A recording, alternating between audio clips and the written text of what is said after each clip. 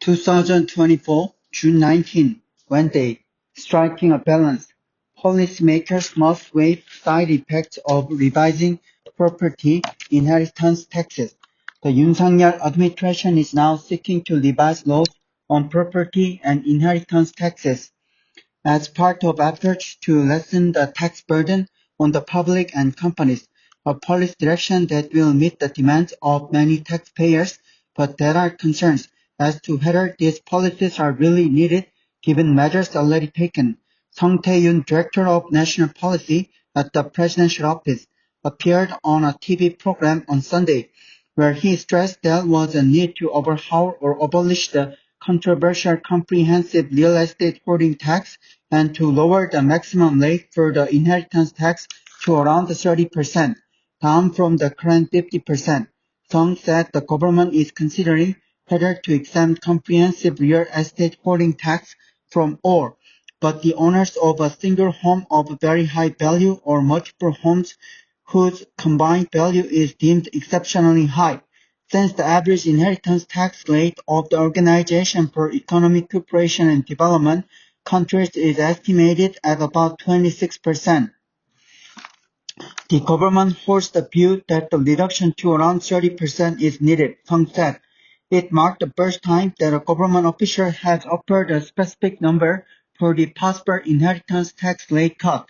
Song also said that the integration of the comprehensive real estate holding tax into the universal property tax and the reconfiguration of the inheritance tax into the inheritance acquisition tax would be studied as long-term policy projects.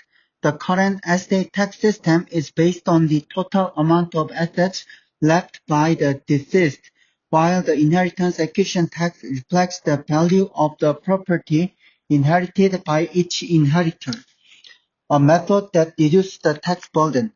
But the government's move came as the public and companies have long complained about high tax burden linked to both the comprehensive real estate holding tax and the inheritance tax.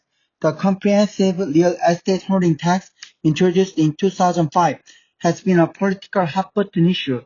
The tax was supposed to affect only a small percentage of the wealthy with high-value property ownership, or 2%, suggested by the previous Moon Jae-in administration. The percentage, however, had surged in line with the rising property prices in the past decades.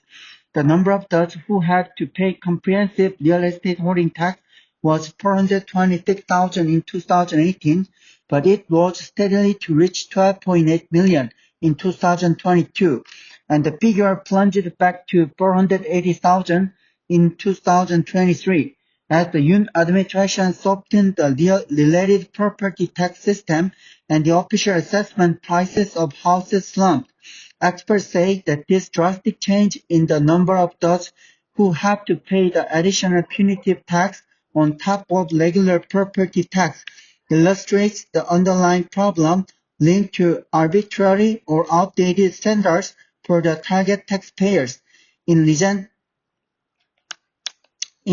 weeks, some of the members of the main opposition Democratic Party of Korea began to talk about overhauling the tax, a sign that might raise the chance in favor of a revision at the National Assembly. Meanwhile, critics claim that the comprehensive real estate holding tax has already been softened with the narrow taxpayer target introduced by the Yoon administration last year. Local governments also claim that the additional property tax should be maintained to help shore up their shaky budget, and the actual inheritance tax rate, when excluding the super rich, whose inheritance value exceeded 50 billion won, $36 million, stood at 28.9% in 2022, far lower than the nominal rate, a level that does not require an additional reduction. Given the multiple factors and potential side effects, the government must analyze the long-term impact of its new policy on property and inheritance taxes, especially as to whether it can strike a balance between overburdening the public and offering more tax benefits only to the wealthy.